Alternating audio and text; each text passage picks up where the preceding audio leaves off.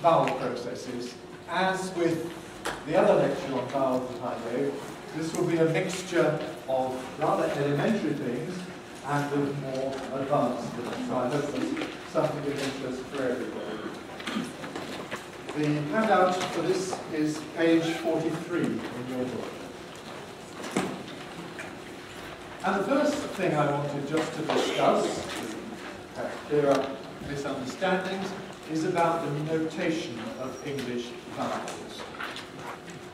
Now, historically, there have been a number of different notations in use by phoneticians, all of them conforming in some way or other to the International Phonetic Alphabet, but nevertheless different. For many years in EFL work, we used this notation, which is what Daniel Jones had for all the first 12 editions of his English Pronouncing Dictionary and the outline of English phonetics and so on. And this was used in many countries. It has the advantage of being easy to type in that it has relatively few special phonetic symbols. And it's what we call a quantitative notation because it uses length marks in an absolutely crucial way. If we take pairs of words like sleep and slip, green and grin, you can see here that they're the first two vowels there. They use just the ordinary letter I with length marks and without length marks. Similarly for various other pairs, on and or, not and thought, and so on. Which is fine, as long as you put the length marks there, and as long as you understand that the difference is not just one of length, or even maybe one of length, but of quality. So people were dissatisfied with this, and another notation came into use, particularly for native speakers of English, the qualitative notation you see there, where we don't have length marks, but we do have different symbol shapes. So that now sleep and slip are distinguished by having an ordinary letter I and a small cap I. And you'll find this notation in Abercrombie's works, for example, and in the first edition of Lanifoget's course. Well, we had these two competing notations and various other ones, and my predecessor, A.C. Gimson, effected a synthesis of these two traditions by inventing this quantitative notation which we use today.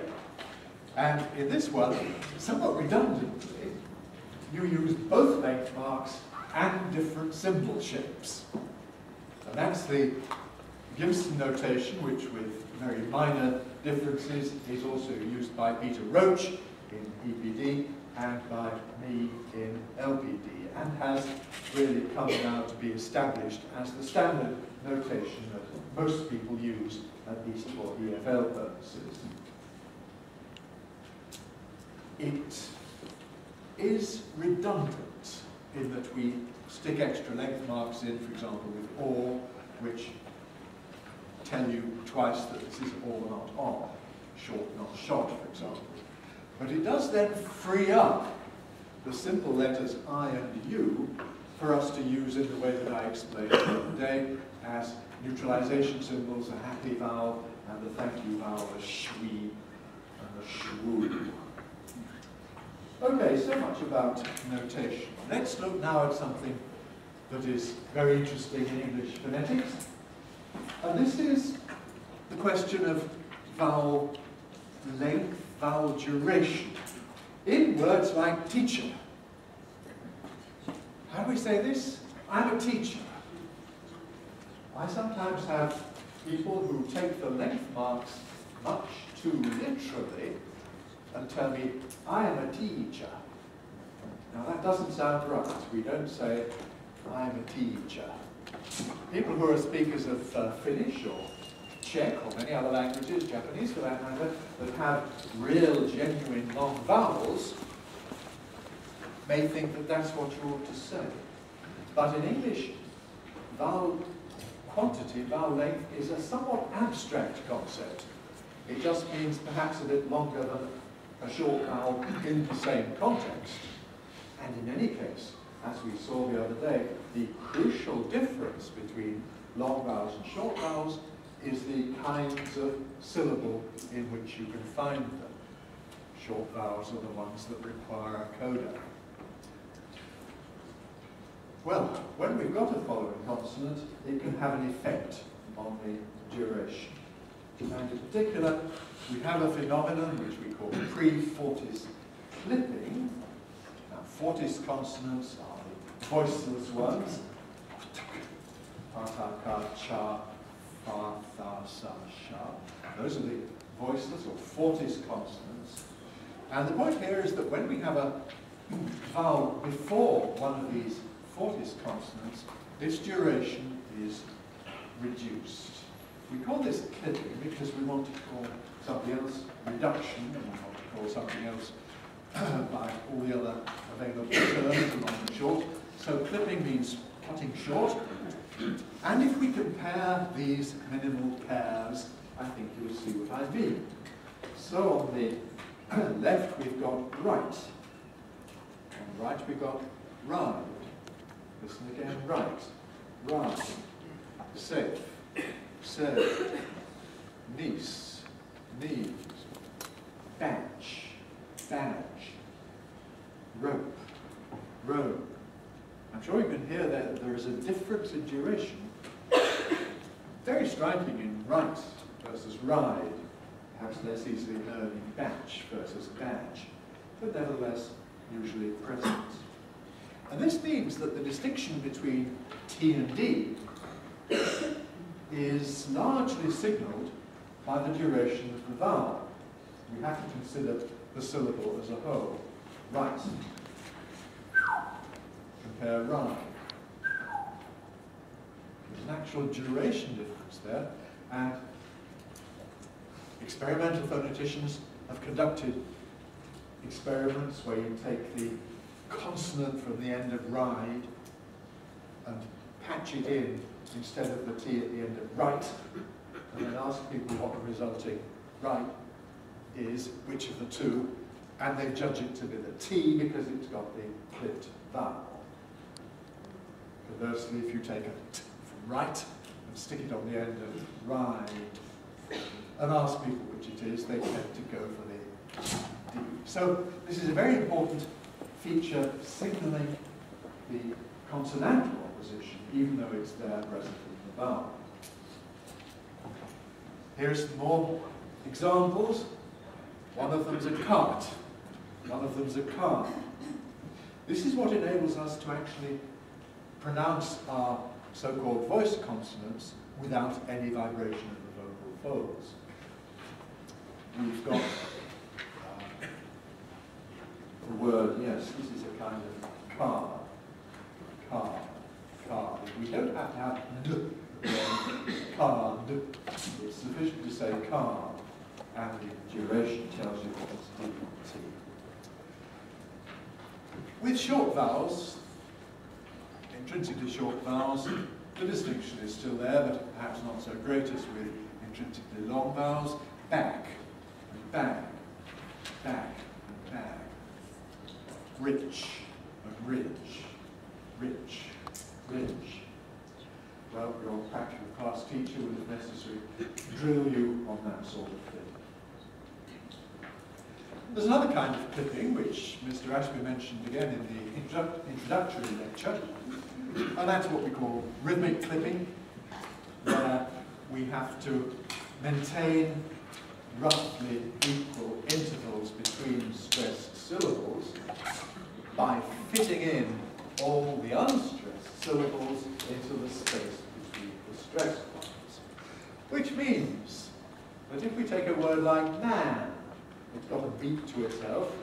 Who's that man? I don't think I can manage. It's a question for management. We squeeze up manage or management into the same kind of space that we allocate to man.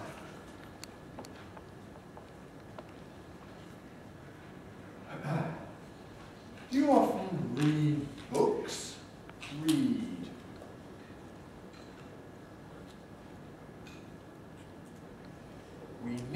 to attract a reader today. Reader, perhaps even reader-ter, I've got to fit in there. The readership's growing. The readership's growing. So their readership is squashed into the same space as read. This is then to maintain the rhythm, so we call it rhythmic flipping. Now, the thing is that both of these two factors interact. So in a word like teacher, in a sentence like I'm a teacher, we've got both kinds of flipping affecting the E. In teacher, because it's followed by a voiceless consonant, the ch, we get Preforties flipping, teach, therefore teacher, teacher. And because it's got an unstressed syllable, the after it, that then reinforces the clipping and makes it shorter still. So, one stage, I'm going to teach, I'm going to teach, I'm going to teach. Second stage, she's a teacher, teacher, teacher. And we have both of these factors. This is what makes English vowel duration really rather complicated. A further thing we haven't discussed is at the end of an utterance, everything tends to be a bit longer than in the middle of an utterance. But all of these factors then interact together. Preforties flipping and rhythmic. And here are some more words in which we see the same effect. What's the basis of your decision? The basis, basis, basis. The A there is diphthong. Diphthongs are intrinsically long. But it's followed by a voiceless consonant, an S, base, and there's another unstressed syllable, basis. So the two together then accumulate, and we get quite a considerable reduction in the duration. What's his job? Oh, he's a baker. Baker, baker, baker, bake. Bake because of the k. Voiceless consonant, we get Preforties clipping before the K, bake. When we add another syllable, baker, that has to be squeezed in as well into the time available. And in the word decisive, again, same thing applying. The S after the I is voiceless, so we get decisive. And many learners can improve their pronunciation by saying not decisive, but decisive. Now, many languages have some effect of Preforties clipping. What seems to have happened in English is that it's been phonologized, that is to say, it's been sort of exaggerated and exploited, really, as I say, to signal the voiceless, or to see its contrast in consonants. It's not the same in all varieties of English, it's certainly not the same in all languages of the world. One rather striking thing about Scottish English to English ears is that you get shortening of vowels before D, the voiced consonant, which we don't get in English English. So where in English English we say what you need, Scots will say what you need. And that strikes us as a rhythmic difference between the two varieties.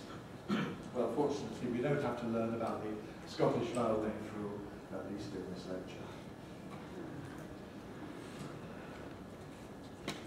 Okay, well, you have on your handout, section 2 is Preforties clipping, section 3 is rhythmic clipping. There are more examples there which we don't need to go through in detail. Let's move on then to the next point on your handout, point 4, which is about functional learning.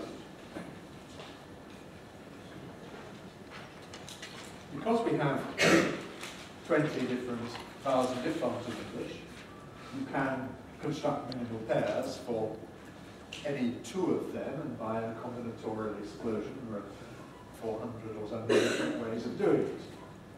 But some of them are much more important than others.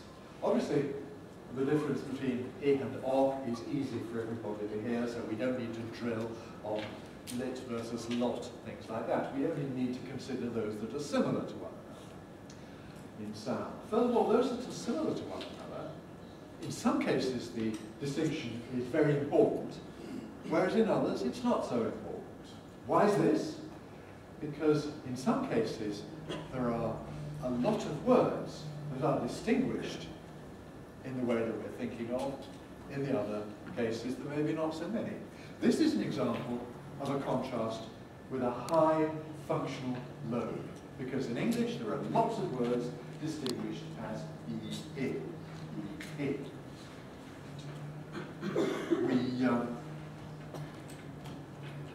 My monitors tell me to check connections, but it's still working. Okay. We've got distinctions in words like sheep versus ship, bean versus bin, eat versus it, seat versus sit, leak versus lick, cheeks versus chick. And we could go on making plenty of examples of this particular contrast. And if I tell you, be careful not to slip on the floor, it's important that you hear slip and not sleep. Because not sleeping on the floor is a different matter from not slipping on the floor. Well, we say this contrast has a high functional load because there are many, many pairs of words with it. If, on the other hand, we consider the corresponding oo contrast, there are very few pairs of words. In fact, it's quite difficult to get real minimal pairs. All right, look and luke, pull and poo, full and food.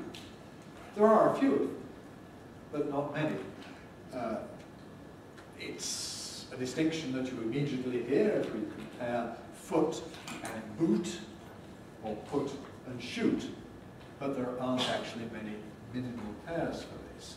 This means it has a very low functional load, which in turn means that if you use the wrong one, well, it's not a disaster, perhaps, in the ways it might be for E and I. If you say, pass me the sugar, instead of the sugar, well, there's not going to be any misunderstanding possible.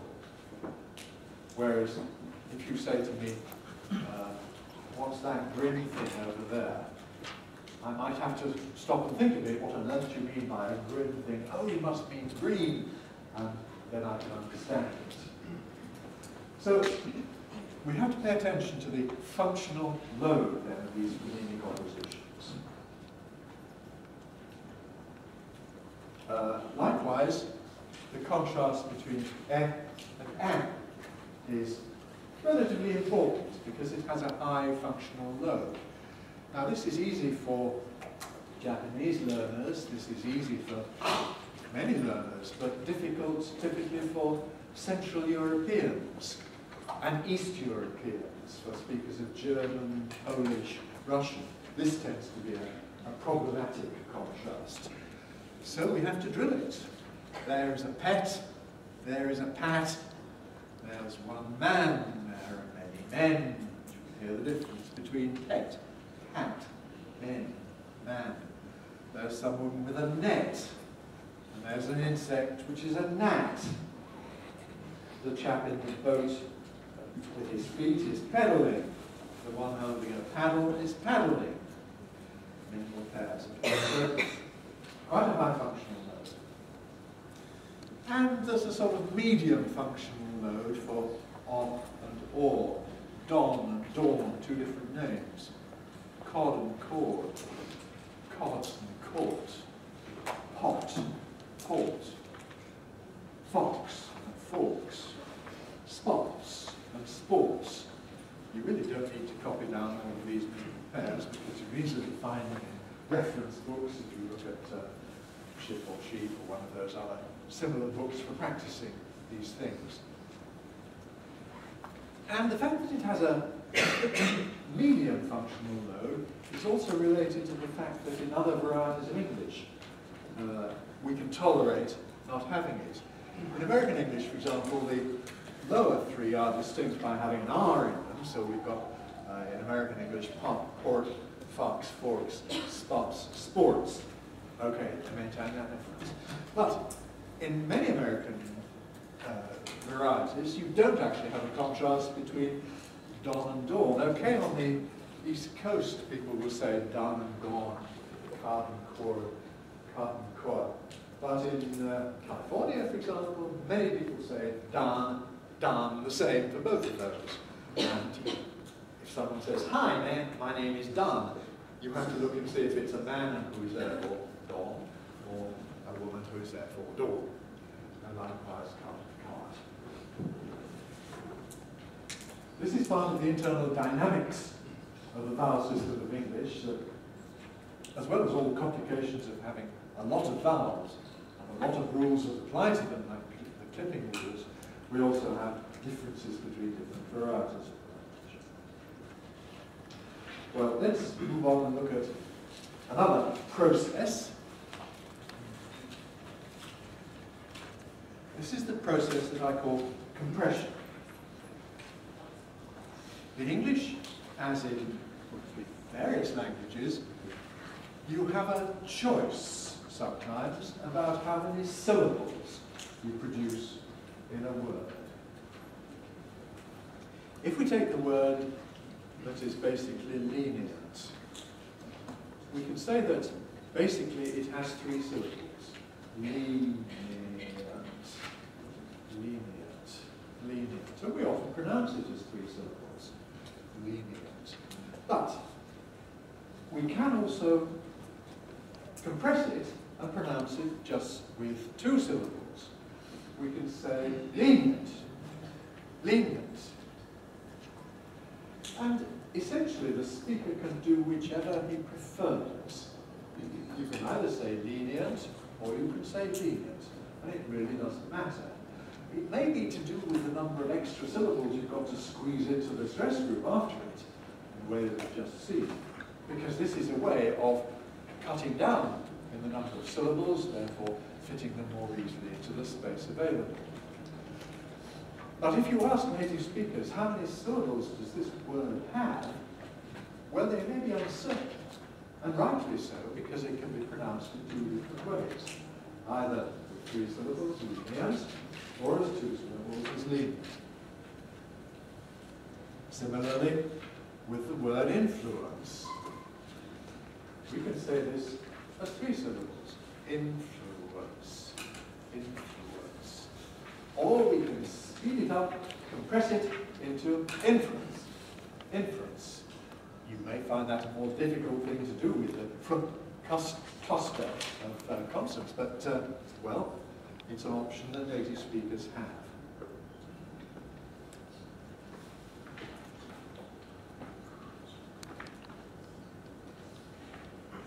As you can see on the handout, 5.2, we can say that generally speaking, the uncompressed version is more usual in rarer words, in slow or deliberate speech, and the first time you use a word in a conversation, in a discourse. And conversely, the compressed version is more usual for frequently used words in fast or casual speech, and if the word has already been used in the discourse. Okay, we've looked at lenient and influence. We have the same thing where we have a syllabic consonant followed by a weak vowel. So we have the verb to threaten. Underlying it perhaps threaten, as we saw the other day though, can be made into a syllabic consonant, so we get threaten, the usual pronunciation of the verb to threaten. Threatens, threatened. But what happens when we add in? Well, we can add an extra syllable, threatening. Threatening, 3 syllables, threatening. But we can also compress it by making the syllabic consonant non-syllabic. And that converts threatening into threatening. Why are you threatening me? Threaten, threaten. Then, if it's a rare word, less likely to be compressed. If I'm speaking very clearly and slowly, less likely to be compressed. But for a common word, or in rapid speech, or a word you've used in the discourse previously, more likely to be compressed. Threatening.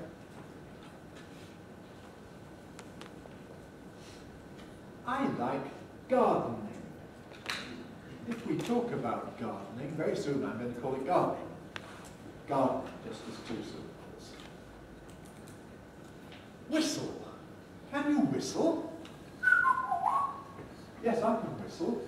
I like whistling. Whistling. Yeah, I like whistling too. Whistling. Compressed into two syllables. Whistling. So syllabic consonants can undergo this process. You'll notice that in each case here, it's followed by a weak vowel. Either a schwa in lenient or influence, or a weak I in the ing suffix, threatening, whistling. And compression takes place in English only before a weak vowel. So this is another relevant place where we have to consider strong versus weak. We even get it in non-rhotic English like mine, in a word like preference. All right, the slowest form is preference with schwa plus r. Preference.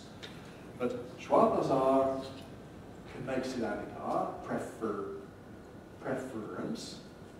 Syllabic r before a schwa can then compress into preference. Preference. Preference. And this word is quite often pronounced just as two syllables. Preference.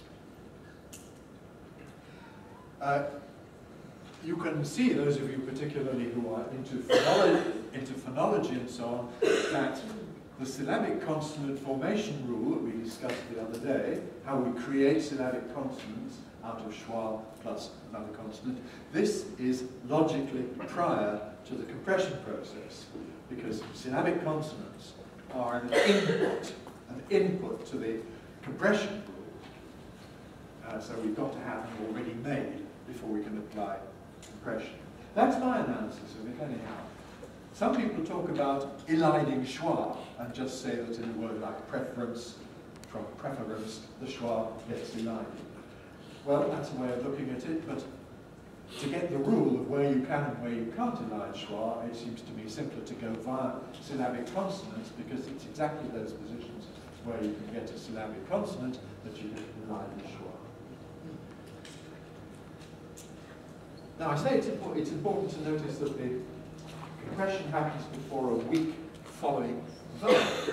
We can see this very dramatically if we compare the two different words, both spelt as at the top of the screen there. Because we have a verb to separate, and we have an adjective, separate. And in the case of the verb separate, it's got three syllables, and it's always got three syllables. You can't really do much about that, except in very fast speech it's going to be to separate things. Separate, separate, separate, three syllables.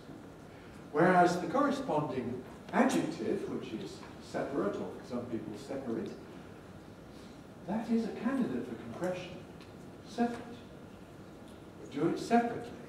Separately, we don't normally always say separately. We compress it into separate.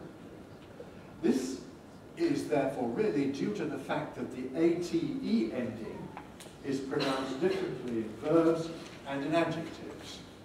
You may notice that in verbs, ate is always strong, ate.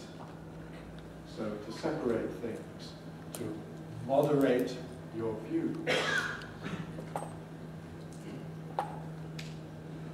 But in adjectives with the ending spelled ate, there are certain exceptions, but mostly it weakens to ut.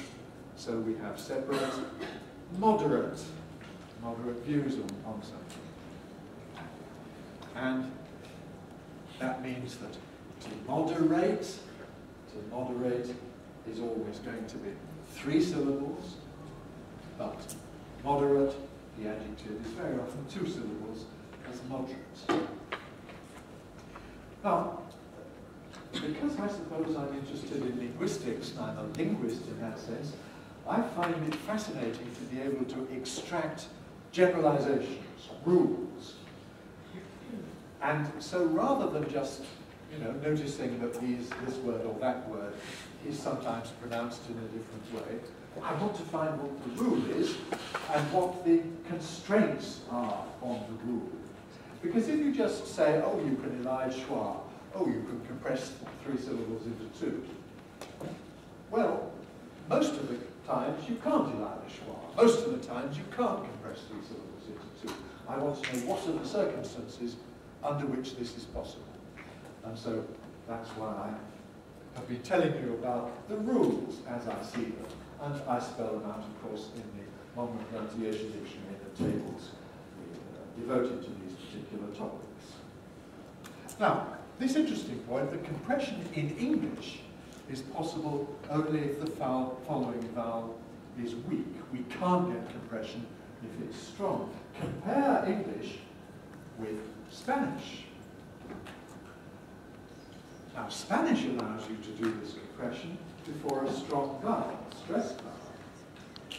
So this is a word we've borrowed from Spanish. In English, we call it siesta. I'm going to have a siesta. It's got to have 3 syllables because the E is strong. A siesta. If I speak in Spanish, in español, una siesta. Siesta. Have we got an authentic pronunciation from a speaker of Spanish? Do it for us loudly, please. Siesta. Can you say it as one of those 2 syllables?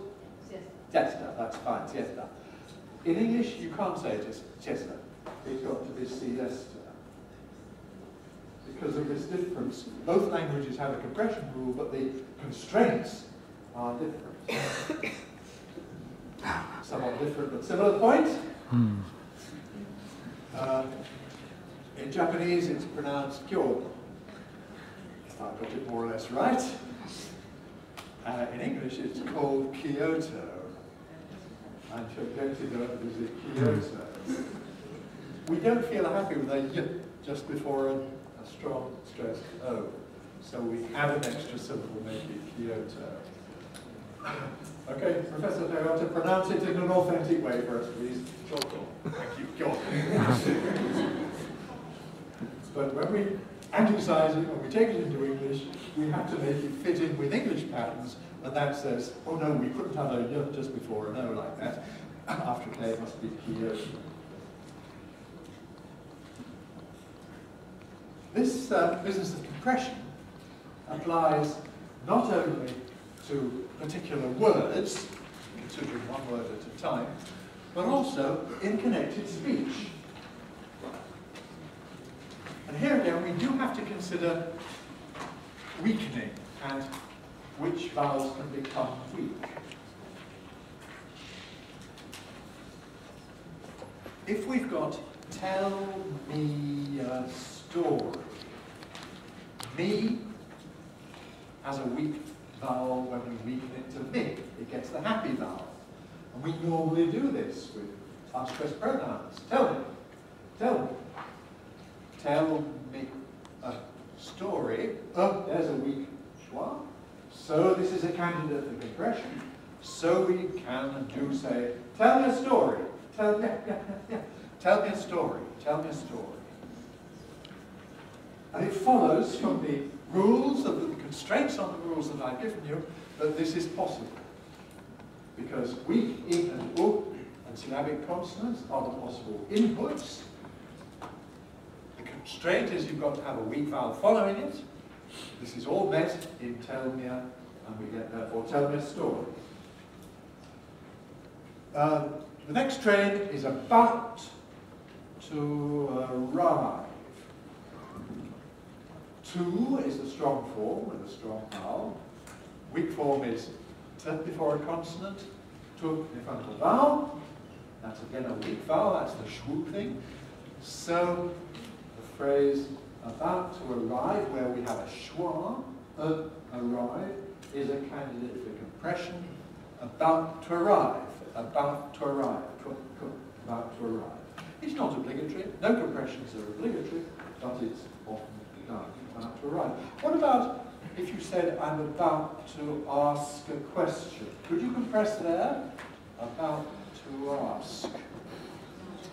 Can I say about to ask? Not really, no. Because ask is stressed and therefore strong. about to ask. You can only do this when we have a weak vowel like the of a rug.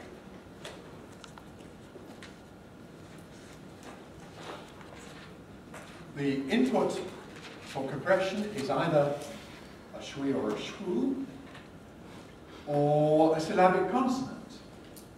So here's a syllabic consonant, and weak form turns into syllabic n. So we say things like bread and cheese, bread and cheese. Just say it to yourself, bread and cheese, bread and cheese, bread and cheese.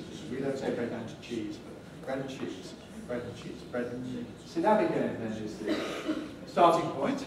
If we've got out, about, in that phrase, the of about is weak. Therefore, the syllabic end is now a candidate for compression. And we can say, with a non-syllabic end, out and about, out and about, out and about. Think about Tottenham Court Road. You all know Tottenham Court Road. Some people find it quite difficult to pronounce. Well, it's a good example of a word where we can have compression. Basically, perhaps it's Tottenham, Tottenham, but schwa plus n becomes syllabic n, Tottenham, Tottenham, syllabic n, followed by a schwa, is now a candidate for compression. So we get two syllables, Tottenham, Tottenham, Tottenham Court Road, Tottenham Court Road. And that makes it easy to pronounce as well. So it's a good thing to know about compression and about the constraints on it and the rules for it. Tottenham Court Road. Next time I do this lecture, I think I'll have a special slide about Tottenham Court Road, but I didn't think of it in time. Here's some more examples though. Syllabic L, couple, followed by weak in of, a couple of minutes, can become a couple of minutes. A couple of minutes, a couple of minutes. Americans sometimes do something different there. They drop the schwa and say a couple of minutes. We don't do that in Britain. We say a couple of minutes. We can drop a V, a couple of minutes, a couple of minutes. And a neighbour of ours. This is an interesting case. Neighbour. That's a word that ends in a schwa. Neighbour. It's therefore a candidate for linking R when the next word begins with a vowel. So neighbour of, a neighbour of ours. Schwa plus R is a candidate for syllabic R, neighbour, a neighbour of ours. Syllabic R before a weak vowel can lose its syllabicity, giving neighbour of ours. So the original schwa at the end of neighbour has entirely disappeared. We're left with an R instead, a neighbour of ours. So he's a neighbour of ours, a neighbour of ours.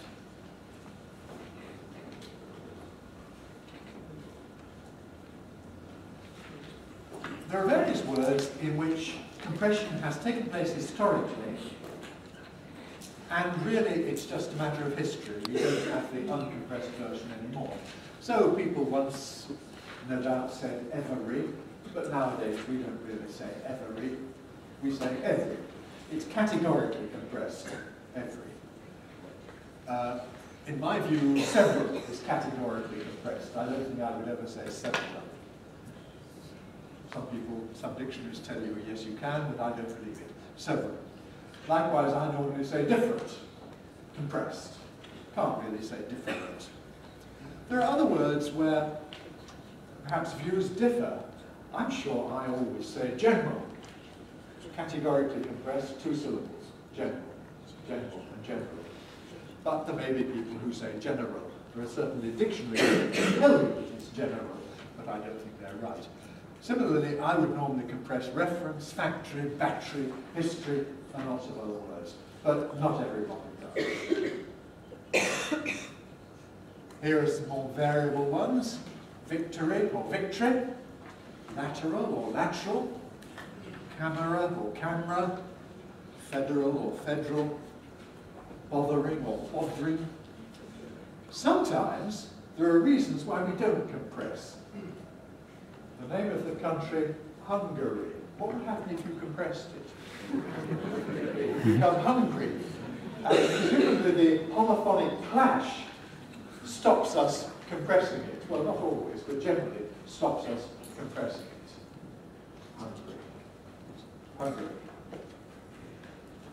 All right, now, somebody asked me the other day, what about triphthongs? So now let's talk about triphthongs. Or rather, not about triphthongs, but about sequences of diphthongs plus schwa.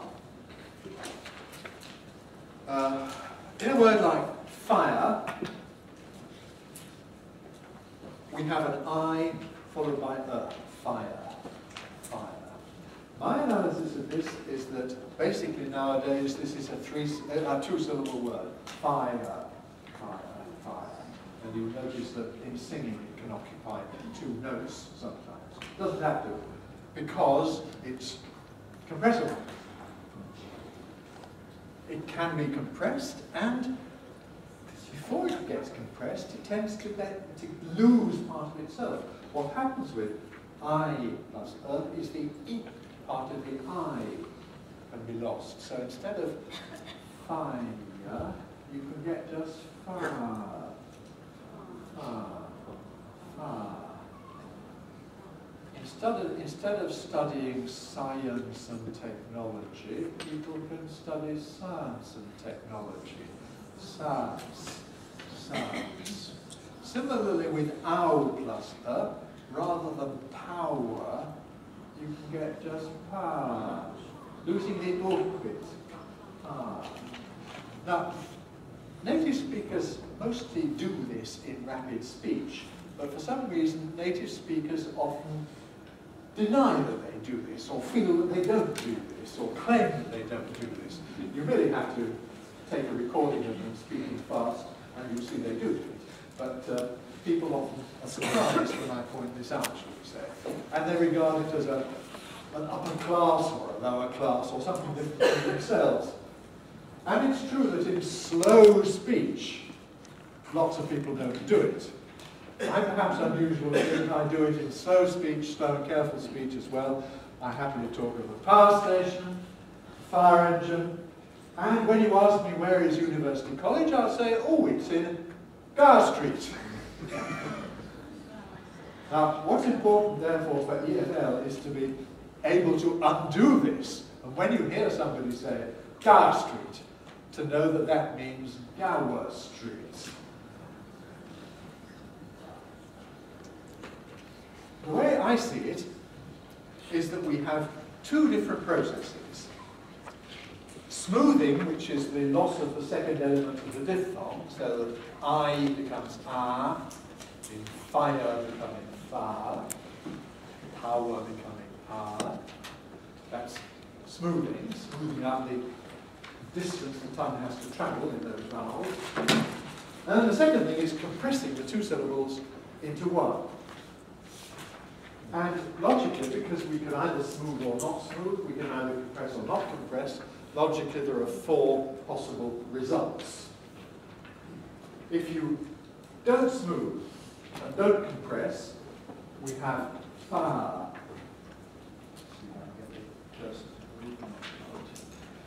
That's the one up there, then fire, fire, fire, fire, two separate bits, fire. If we smooth it and keep two syllables, we've got far, far, far.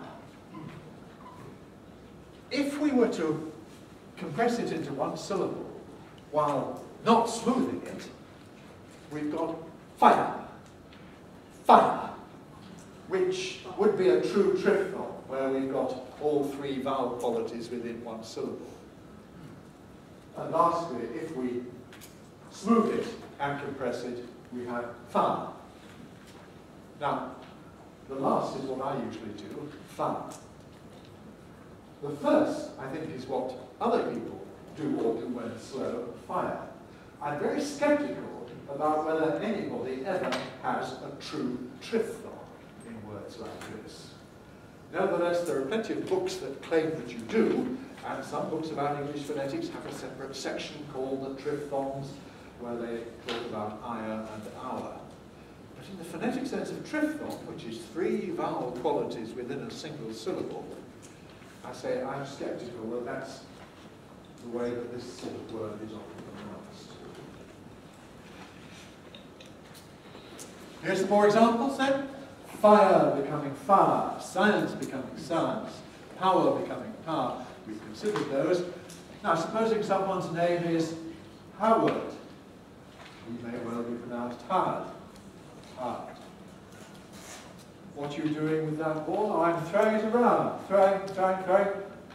Fits in perfectly naturally into my speech. Throwing it around. Throwing. You have to be able to reconstruct how to throw it. Where are you going? Going. The story is told of a fancy dress party where a group of friends decided they would go dressed as pirates. That is pirates. But unfortunately, one of them thought they were going to go as parrots, and therefore dressed up as a bird instead. So maybe it's important to be aware of the difference between pirates and parrots. On that note, we come to the end. Thank you very much.